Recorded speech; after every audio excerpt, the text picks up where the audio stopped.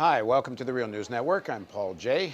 Day 2 of our live coverage from Manchester, New Hampshire of the primaries. Democratic and Republican parties are beginning the process of choosing their candidate for the next presidential election. The polls are more or less where they were, maybe a little bit of shift. One poll actually has Bernie Sanders up as much as 26 points. But that's a very recent poll, and all the pundits are saying don't trust recent polls. And we know when Hillary was up against Obama here, Obama was leading by 5 points, and she wound up winning. So it's perhaps a little unpredictable. Now we're going to go to our guest, because we have a very important guest with us. And we are going to start with Elizabeth Bagley, who now joins us in the studio. Thanks for joining us, Elizabeth. Thank you. Elizabeth was a senior advisor to the Secretary of State Madeleine Albright. She was a senior advisor to Secretary of State John Kerry, a senior advisor to Secretary of State Hillary Clinton. She specializes in international law, a little bit of trade, but more international law. Thanks for joining us. And you were, under the Clinton administration, an ambassador to Portugal. Right. So you've got a lot of international experience.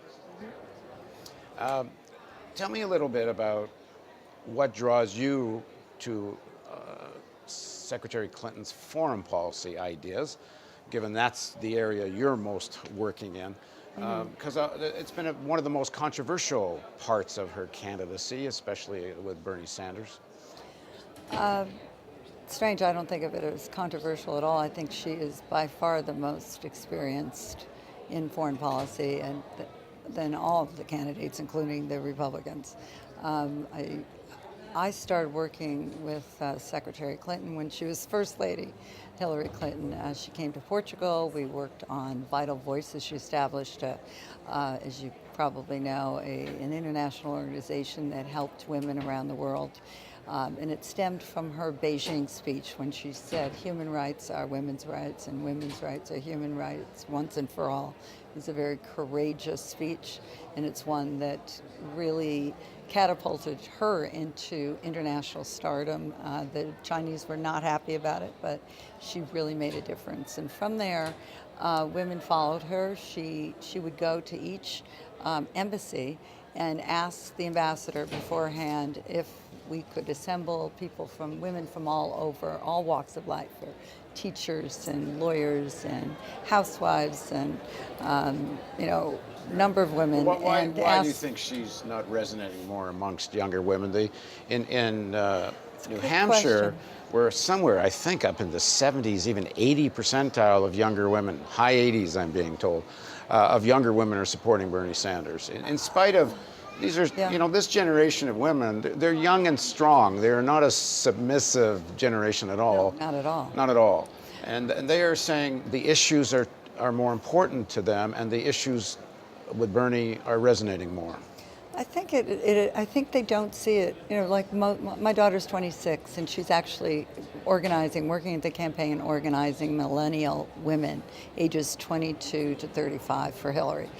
She's had a number of major events, and she's talked to women all the time, young women her age, and it's really that I think they take for granted what Hillary has done, what we've done, where we've come from, the challenges that we faced as young women. They don't have that anymore. Well, when we talk to some of the young women, many I talk to are quite sophisticated, and they're political, and they do get the importance of breaking open some of those doors. But for example, on the Iraq War, a lot of this younger generation, this is their Vietnam War. And where you stood on Vietnam for our generation was a litmus test of how you looked at the world. And for a lot of people of this generation, that support for the Iraq War, it's not just a mistake. They talk about it as an expression of a whole view of the world. Well, it really and you can't just get over it. It was. She says it was a mistake. She says it now. I think if you remember the time, and I do well, although I was against her position. She came very slowly to that position because she was looking at all the factors. That, as you recall, the UN was involved. We were trying to get a vote out of the UN. And, Tony Blair was then supporting, President Bush. We were losing our allies, and it looked like we needed to do something more, and I do believe that she felt that we should announce war or declare war, is what she said, and then try to work it back. I think the aftermath of the war, she was totally against. She was voted, all her votes after that were against what the administration policy was. But you remember, it was 9/11, it was post 9/11 there. Even Tom Harkin, who was one of our most liberal senators, voted for the war. So it wasn't just her. But you have And I'm not expertise sure in international law yourself. You were against Yes. it. You had access to this, more or less the same I was against information. it in principle because I thought that we should let the NATO work its, do its work, and let the UN. I wanted sanctions longer. We did have sanctions already. She pushed for sanctions first, then she came out later. But aren't you disturbed But, by the argument that this is a question because of judgment? I think what Bernie says, it's very simplistic. It's not nuanced. He's against the war, and that's a question of judgment. You can say that, but you can't say anything else that Bernie is asked. He really doesn't. No, I'm not pro or anti-Bernie. I'm talking about but what I'm saying Secretary is that he Clinton's doesn't have a foreign depth policy. of knowledge, and she does. She has a depth of knowledge on everything. She's can worked I ask on you a Iran question? sanctions. She's worked on But don't UN. was that war illegal? Because most legal scholars, and including the former Secretary General of the United Nations, say the invasion of Iraq was an illegal war. It was never sanctioned by the United Nations. It violated the UN Charter. So with a depth of knowledge, shouldn't one know that? Many people millions of people were saying it at the time. Well, that's fine, but this is one vote that you're talking about. You're not talking about all the other things that Hillary has done as Secretary of State. I think it's really unfair to peg her with one vote. All right, let's go back. Which is what back. Bernie is doing, because he doesn't have a depth of knowledge in anything else. So, let's go back a step. Foreign another policy-wise. step. Well, take Libya. The UN resolution was very clear. It was defense of Benghazi. At the time of that resolution, Cameron from the UK, President Obama, senior officials were all saying, in order to get the vote from the United Nations, that this is not about regime change. It's only defense of Benghazi. Mm-hmm. But clearly, very quickly, it became about regime change. There's this very well-known moment where Gaddafi is killed and Secretary Clinton is virtually celebrating. Now the country is a total mess. I wouldn't say They left a disaster. Yeah, I think everybody was completely celebrating. destroyed society. Well, I don't think that was not her vote. As you know, it was the president's decision. Oh, but she certainly supported it. She supported it, but she also did not support removing in Egypt, removing Mubarak. She was against that. So that was a place where she pushed the president not to remove Mubarak. Why, it would have been better to leave Mubarak? It would have been better, as I've always felt, it's better to try to make a smooth transition, to have Mubarak actually refrain from running again, refrain from putting his sons in, which he was planning to do. There was a very well-known ambassador, career ambassador named Frank Wisner, who was asked to go and speak with Mubarak, which he did.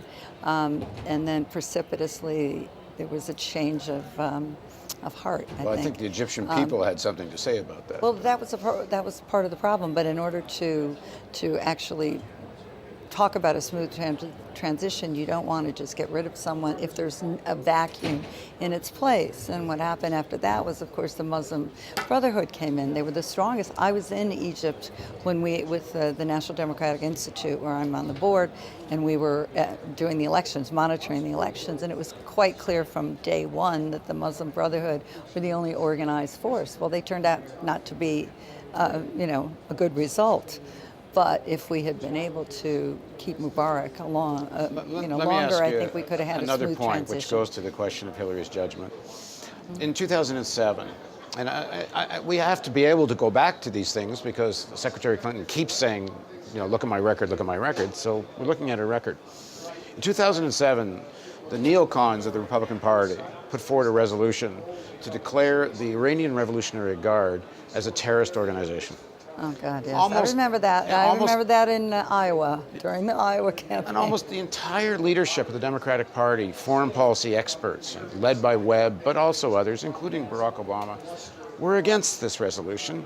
And the logic was if you declare the Iranian Revolutionary Guard terrorist, then you have to call the Iranian government terrorist, which is more or less precluding any negotiations. Well, the only person that voted for that, really, as a senior Democrat, was Hillary Clinton.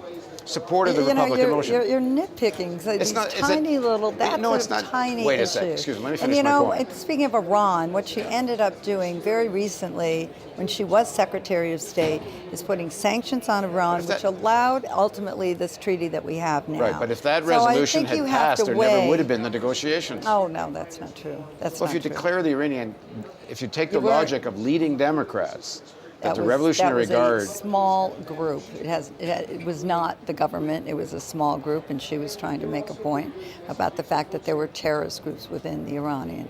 She did not declare Iran a terrorist that organization. all the other leading a terrorist Democrats country. said that's what the resolution was.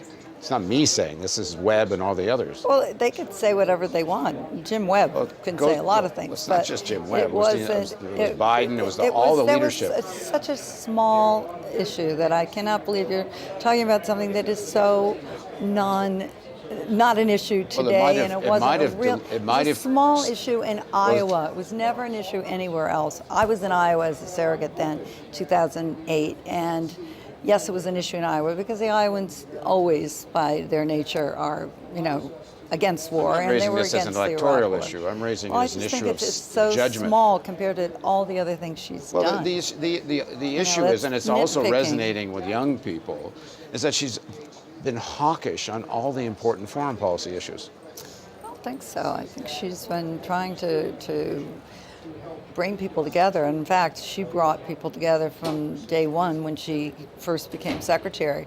I mean, our reputation in the world had been severely tarnished by the Bush administration. First thing she did, she went to Asia. She brought the Chinese back into our relationship because it had been tattered. She, certainly in the Middle East, she brought George Mitchell in to be the advisor. She went around the world, 112 countries, and she repaired our relationship. So talking about her as a warmonger or whatever is I didn't use the is word wrong. warmonger. Some I know people you do, didn't, but I didn't. Some have. Some and have, it's yes. Unfair. It's very unfair. That's the last thing she would do. In fact, she talks about smart power. It was something she coined, which is using everyone, using all the tools in our toolbox, as she puts it, defense, development, and diplomacy, and the last resort being defense. Thank you. But we have to be strong, and we have to use, we have to reach out to people. She really improved USAID, brought it into the State Department. She, of course, established Women and Girls, an office for women and girls. She established my office, which was for public-private partnerships, global partnerships, so we could work with NGOs and foundations in pursuit of common goals. So she made a huge difference at State Department, and I know you can ask anyone that's there.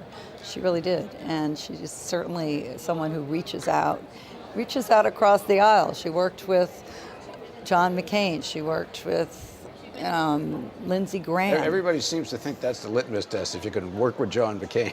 Well, it is kind of a litmus test. Sanders says that. It's not too. easy. Anyway, thank you very much for taking the time to talk to us. Thank you. Thank you. Elizabeth Bagley, who was former ambassador to Portugal, advisor to many secretaries of state, and is here as a surrogate for Hillary Clinton. I don't think I'll ever say that word and not find it funny.